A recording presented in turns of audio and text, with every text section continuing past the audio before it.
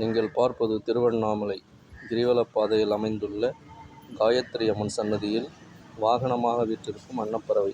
இந்த அன்னப்பறவை 2009ஆம் ஆண்டு காலவாக்கில் கருங்கல்லினால் செய்யப்பட்டது. ஆயினும் பாருங்கள், பால் அபிஷேகம் செய்யும் பொழுது பால் தனியாக, நீர் தனியாக பிரிந்து விடுகிறது.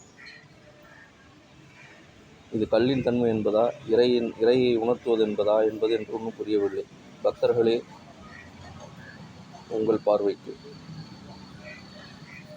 அம்பாள் இருக்கிறாள் என்று நம்புபவர்கள் நம்புங்கள். இறைவன் மீது நம்பிக்கை அற்றவர்கள் ஒரு முறை முயற்சித்து பாருங்கள்.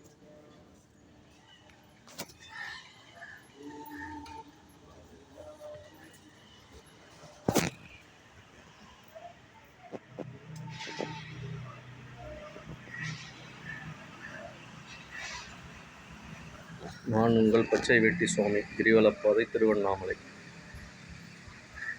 தெரியுதுன்னா என்னன்னு தெரியல.